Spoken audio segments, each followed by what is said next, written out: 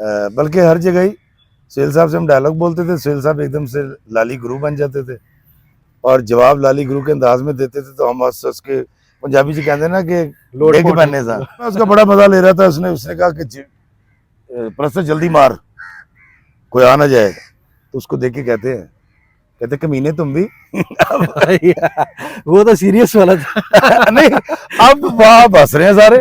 अच्छा, फिर दोबारा उसे कहे, फिर रीटेक किया।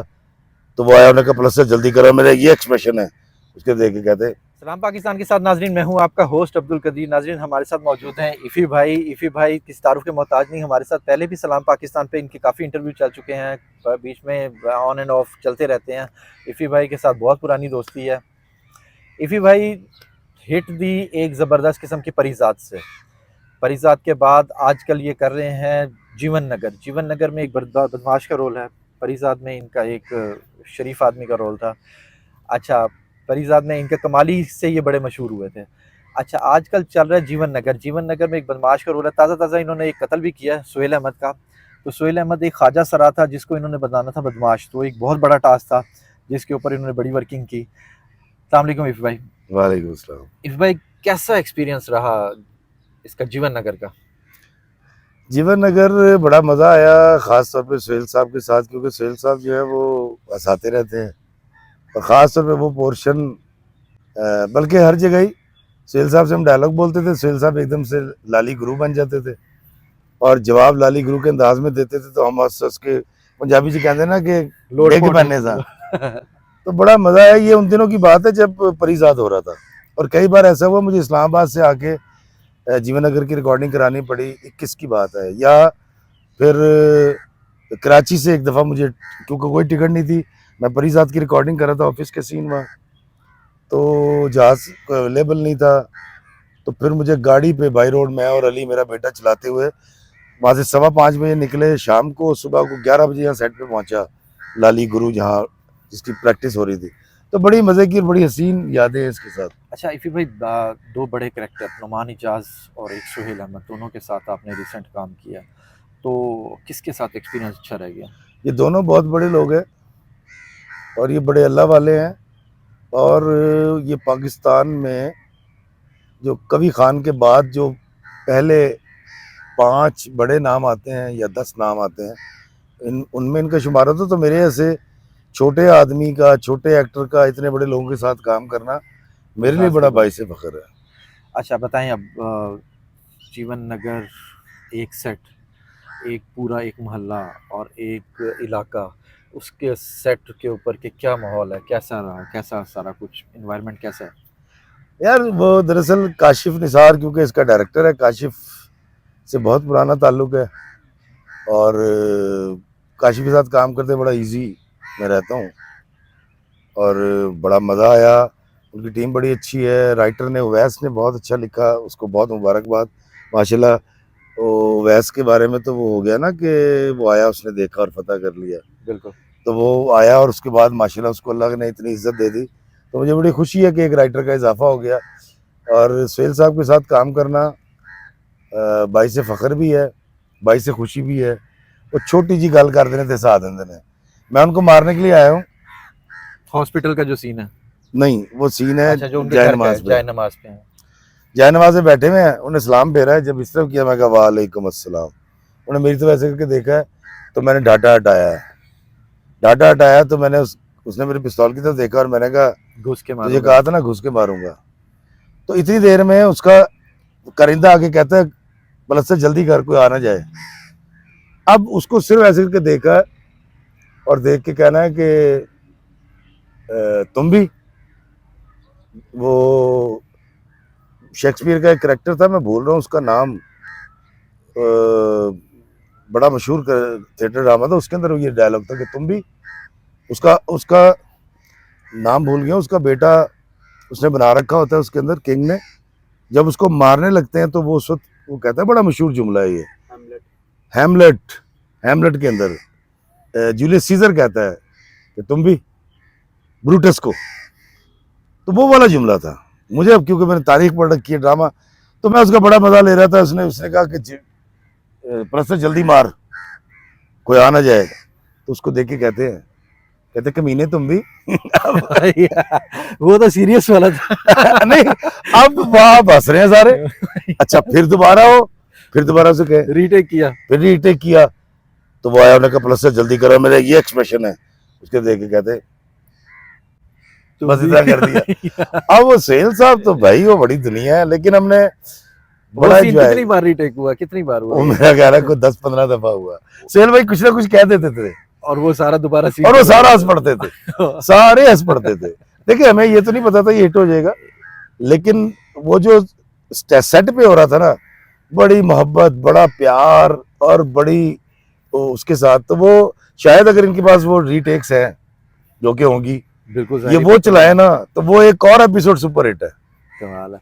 अच्छा वो मुझे बताएं कि सारा जोन सा है इलाका जोन सा है अब आपके उसके अब आपके होल्ड में आने लगा है। क्या ये सोहेल अहमद वापस आएगा बबर शाह, या ये जोन सा है लाली जोन सा बदल जाएगा आगे जाके? थोड़ा सा नाजरीन को तजस्सुस है वो खत्म करें उनका। देखिए जी, मैं पहली बात तो ये है कि मैं खुद क्योंकि राइटर हूँ, लीक नहीं कर सकता। हाँ उसको मेरी जिम्मेदारी है, और मैं एक्टर भी हूँ, तो मैं इस जिम्मेदारी को बखूबी जानता हूँ कि मैंने बताना नहीं है। लेकिन जिस तरह वो मैंने ओमान में जो वीडियो बनाई उसमें मैंने कहा था कि सच की जीत होती है, एंड में हम यही दिखाते हैं, सच जीत गया। तो यकीनन बब्बर शाह जीतेगा, जो मुस्बत है वो जीतेगा। तो इस हवाले से अगर हुआ तो फिर मैं मर जाऊंगा, और अगर झूठ की जीत हुई तो फिर बब्बर शाह और लाली मर जाएंगे और मैं फिर जीत जाऊंगा। मतलब असेस करने के लिए बता रहा हूँ वैसे। अच्छा इसमें आपका नाम बड़ा जबरदस्त रखा गया, राजा पलस्तर, और आपकी एंट्री भी इसी तरह थी, आप पलस्तर ही कर रहे थे, तो वो सीन थोड़ा सा बताएं कि उसके हवाले से बताएं। दरअसल काशिफ ने जब मुझे बुलाया और उसने मुझे सीन सुनाया, रोल सुनाया, तो वो था कि एक बदमाश है जो ये कभी राज का काम किया करता था, पलस्तर वगैरह करता था, तामीरात का काम, और ये बड़ा औखा सा था और बड़ा बदतमीज सा था और इसको बदमाशी का शौक था। लेकिन इसका अलमिया ये है कि इन्हों बदमाश कोई मानता नहीं। ये एक बड़ा अलमिया है इसका, मैंने बदमाश जो हाँ जो बैक ऑफ द माइंड मुझे रख के परफॉर्म करना था कि यार मुझे लोग नहीं मान रहे हैं और मैंने बदमाशी करनी है, तो वो वाली चीज़ रख के मैंने किया है। तो बड़ा अच्छा लगा, बड़ा मज़ा आया। मुझे नहीं पता था कि लोग इसको, मैं कसम खा के कहता हूँ, जिस तरह जब तू आया ना पिछली बार कमाली का इंटरव्यू कर रहे, तो मैंने कहा भाई कमाली, तूने कहा जी हिट है, तो मैंने कहा अभी तो एक एपिसोड चला है, तो तू कैसे कह सकता है? याद है यहीं पार्क में किया बिल्कुल था, इसी पार्क में हमने किया था, पहला इंटरव्यू मेरे ख्याल में मेरा ही था। सबसे पहला तेरा था, पलस्तर का भी पहला तेरा है। अच्छा पलस्तर का भी पहला मेरा है, ये मेरे लिए एहसास की बात है। पलस्तर का भी पहला तेरा, कमाली भी तूने मुझे बताया था, और तेरे कॉल करने के बाद, खैर मुझे पलस्तर का थोड़ा सा आइडिया इसलिए हो गया क्योंकि मैं खुद सोशल मीडिया पे हूँ, लोग कमेंट्स करते हैं, लोगों ने उसको बड़ा एंजॉय किया जब वो कहते हैं कि अच्छा जी राजा पलस्तर जी, राजा कांडी, राजा बेलचा, जो भी वो कॉमेडी में कर रहे थे लाली, तो मुझे पता लग गया कि नहीं यार अल्लाह ताला ने इज्जत दे दी है अच्छा इसको। ग्रीन एंटरटेनमेंट पे आपको एक और ड्रामा काबली पुलाव भी ऑफर हुआ, उसकी थोड़ी सी बताएं कि क्या सीन था? नहीं, वो दरअसल कदीर हुआ ये था कि मैं 2021 में रैकी करने गया, तुर्की गया, कुछ लोकेशंस देखी, एक ड्रामा लिख रहा था मैं। जब मैं वापस आया तो मुझे कॉल आई कि जी काबली पुलाव और मेन करेक्टर, और लेकिन मुझे बावजूद फिर काशिफ निसार साहब को फ़ोन करके कहना पड़ा यार काशिफ भाई मैं नहीं कर सकूँगा क्योंकि मैं मसरूफ़ हूँ। और ये वही वक्त था जब मुझे परीज़ाद की पहली ऑफ़र आई थी, मैंने उसको भी छोड़ दिया था। वो मुझे बताया था और आपने उसके कि बाद जब सितंबर में ऑफ़र आई ना, तो जान छुड़ाने के लिए मैंने परीज़ाद के ना 1 लाख रुपये पर डे मांग लिए। उन्होंने कहा डन। उनको पता था कि एक बड़ी हिट है? नहीं, मुझे नहीं तो पता था, उनको पता था ना एक बड़ी हिट है। अब तो मुझे राजा पलस्तर का भी नहीं पता था। राजा पलस्तर भी देख लें, एक बड़ी अब हिट आप है। उसके अंदर सीन देखे ना, वो कहता ये क्या है, ये है घोड़ा। घोड़ा। तो मुझे कहता हाँ है इतना छोटा घोड़ा। तो मैंने कहा बात सुन, ऐसे कर, ये हाथ पे हाथ का, ये गोली डस, अगर उसके बाद गोली चला रहे हैं ऐसे करके, डजन करके डर गए, डर के कह रहे हैं लगी तो नहीं यार। अच्छा एक और सीन सेल था, साहब भी कमाल है यार। एक और सीन था जहां पर वो बद्दुआएं देते हैं सोहेल साहब, हाय हाय हाय। वो वाला सीन थोड़ा सा बताएं, वो क्योंकि बहुत फनी था। दरअसल सेल भाई करते ये थे कि उसके अंदर ना उनकी, क्योंकि वो जुगते लिखी भी नहीं होती थी, तो वो खुद से लगाते थे ये जुगते। बिल्कुल। और एक सीन में रीटेक हो गई है तो फिर अगली बार कुछ और लगा देते थे। तो हमारे लिए हर बार कोई नई बात होती थी सेट के ऊपर, और सेट पे हम सब गिर पड़ते थे, काशिम निसार, कैमरामैन, सब हंस रहे होते थे। मेरा ख्याल है वो एपिसोड आएगा शायद। नहीं, वो एपिसोड हो गया, बददुआओं वाला तो हो नहीं गया। नहीं, एनजी टेक साला, अच्छा, वो वाला देंगे, वो आना चाहिए वो मेरा। होना चाहिए, हाँ, बिल्कुल होना कि चाहिए, सेट पे क्योंकि क्या हमें भी क्या हो रहा था। तजस्सुस है कि ये किस हाँ, तरह का है। अच्छा, आप मुझे बताएं, इसके ऊपर अब आपका पूरा होल्ड आ रहा है इसके ऊपर? यार ये तो मैं नहीं बता सकता क्या होगा, लेकिन ये है कि भाई ने गोली मार दी है।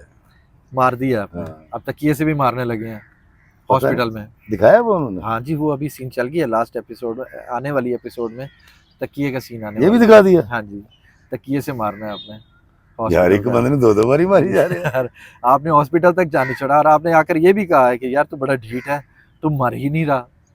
वो आपका नहीं, वो साथ उसका डायलॉग था शायद, जो आपके साथ था, बड़ा ढीठ है, ये मर नहीं रहा। अब फिर वहां पर आकर फिर आप तकिए से आपको मारते हैं उसको।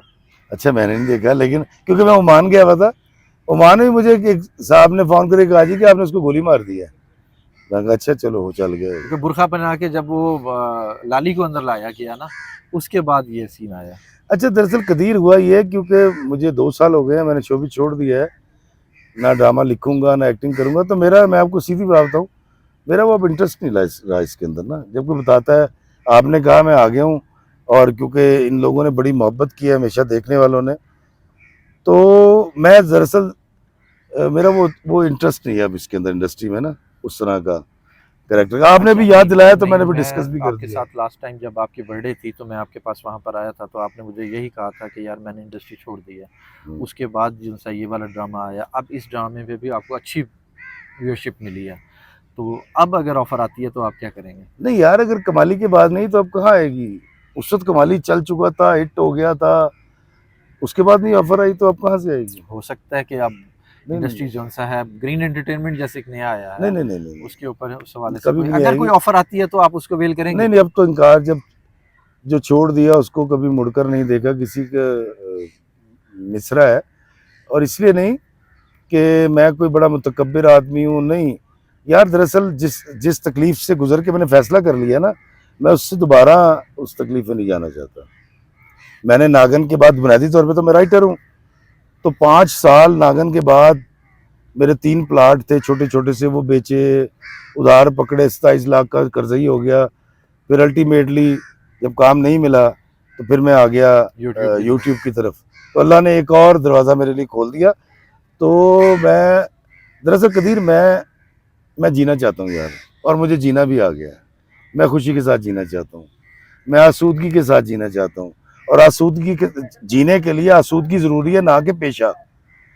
इस पेशे का बहुत शुक्रिया जिससे मैंने बच्चे पाले, मैंने लिखा, और अल्लाह का शुक्र है करोड़ों रुपया कमाया मैंने। तो मैं इसलिए इस पेशे को बिल्कुल कभी मैंने बुरा नहीं कहा, और ना मैं कहूँगा। इस पेशे में काम देने वालों का बहुत शुक्रिया, शोबिस का, मैं उनका मशकूर हूँ, लेकिन अब मैं छोड़ चुका हूँ। अच्छा, आप बताएं कि वीलॉग कैसे चल रहे हैं? अल्हम्दुलिल्लाह दुनिया को एक्सप्लोर कर रहा हूँ। 16 ममालिक हो चुके हैं इसी साल 3-4 और हो जाएंगे। तो बस ख्वाहिश ये है कि अगले 2-4 साल में तमाम पाकिस्तानी ये कह सके कि इफ्तिखार इफ़ी वो पाकिस्तानी है जो पाकिस्तानी पासपोर्ट के ऊपर पूरी दुनिया को एक्सप्लोर करने वाला पहला पाकिस्तानी है, इंशाल्लाह। इंशाल्लाह। अच्छा, इस वे दुनिया घूम रहे हैं आप माशाल्लाह, सबसे प्यारा मुल्क कौन सा लगा? सबसे प्यारा मुल्क पाकिस्तान, दिल से कह रहा हूँ, अल्लाह की कसम। मैं शायद जितनी मर्जी दुनिया घूमता, मैंने नॉर्वे देख लिया, स्वीडन गया, क्या कहते हैं, स्विट्ज़रलैंड गया, जर्मनी गया, फ्रांस यूके गया, गए? यूके गया, नीदरलैंड, बेल्जियम, इटली, पता नहीं कहाँ कहाँ, ओमान, दुबई शुबई। पाकिस्तान वर्गा कोई मुल्क नहीं, और पाकिस्तानी जैसी कौम कोई नहीं, आप यकीन कीजिए। हर चीज़ की आज़ादी, हर चीज़ का नहीं सर, आज़ादी के अलावा हमारे पास जो मौसम है, हमारे लोग हैं, और एक बात मैं ज़रूर कहूँगा कि ओवरसीज़ जो कमाते हैं, जितनी मेहनत करते हैं दिन रात, यकीन कीजिए हम सबको उनका शुक्रिया अदा करना चाहिए। मुझे तो ऐसा लगता है ओवरसीज़ जो पैसे भेजते हैं, अगर मेरे घर वाले ओवरसीज़ हों तो पहले मैं उस लुकमे को खाने से पहले चूमूं, आंखों से लगा के अल्लाह का शुक्र अदा करूं, और उसके बाद मैं उसको खाऊं। इतनी मेहनत की कमाई होती है। सही बात। अभी मैं ओमान में था, 46-48 टेम्परेचर है और वो सड़कों के ऊपर काम कर रहे हैं पाकिस्तानी, सड़कें बना रहे हैं, बिल्डिंग्स बना रहे हैं, वेल्डिंग कर रहे हैं। और है तो पाकिस्तानी, हाँ मेहनत कर पाकिस्तानी रहे हैं। बड़े बड़े बड़े बड़े बड़ी मोहब्बत कर अच्छा रहे मेरी हैं। बात सुने, सारे मुल्क घूम रहे हैं, हर जगह जा रहे हैं, पैसे कहाँ से आ रहे हैं? हमें भी बता दें, हम भी चले जाएं। पैसे ज्यादा नहीं लगते, घूमने के लिए इरादा होना चाहिए। दरअसल मैं सिर्फ लेता हूँ टिकट, और जब मैं जिस एयरपोर्ट पे उतरता हूँ वहाँ ओवरसीज पाकिस्तानी आ जाते हैं। चाहने और वाले आ चाहने जाते हैं। वाले जी, मुझे नहीं पता था मेरा इतना बड़ा फैन क्लब है। कोई कमाली को पसंद करता है, कोई मतलब एक्टर को, कोई राइटर को पसंद करता है, कोई मेरी शायरी पसंद करता है, कोई मेरे व्लॉग्स पसंद करता है। तो वो खुद ही ले जाते हैं, खुद ही ट्रा देते हैं, खुद ही अगले मुल्क में ले जाते हैं। तो मैं उन तमाम ओवरसीज पाकिस्तानियों का मैं बड़ा ही मशकूर हूँ और बड़ा ही शुक्रगुजार हूँ जो इस तरह से मुझसे बेलौस मोहब्बत करते हैं। बहुत ज़बरदस्त। अच्छा मुझे अब ये बताएं कि आजकल शायरी पे क्या काम हो रहा है? रवादारी के शहदा मुश्किलों के पार जाते हैं, रवादारी के शहदा मुश्किलों के पार जाते हैं, अना की जंग में दोनों खिलाड़ी हार जाते हैं। तुम अपने हो वो अपने हैं, ज़मी अपनी वतन अपना, चलो अपनों के आगे अपना हिस्सा हार जाते हैं। और गरीबी मुफलिसी महंगाई ने उकसा दिया उनको, गरीबी मुफलिसी महंगाई ने उकसा दिया उनको, वगरना ये कहाँ अपनी हदों से पार जाते हैं। और कोई भी फैसला करने से पहले याद रख लेना, सज़ा हो जिनके बच्चों को वो जीना हार जाते हैं। और आखिरी शेर है कि मेरे आका की सुन्नत है हमेशा दरगुजर करना, मेरे आका की सुन्नत है हमेशा दरगुजर करना, चलो सुन्नत के आगे अपना दावा हार जाते हैं। रवादारी के शहदा मुश्किलों के पार जाते हैं, अना की जंग में दोनों खिलाड़ी हार जाते हैं। ये एक नया कलाम मैंने लिखा था। खूबसूरत। अच्छा किताबें भी आप लिख रहे हैं, तो नई किसी किताब पे काम हो रहा है? मेरा एक नावल आ रहा है साक्षी के नाम से, और शायरी की किताब आ रही है चुप ही रहना, और एक किताब है मेरे अजीज़ो कारिब जो मैं पार्क में वीडियोस बनाता हूँ।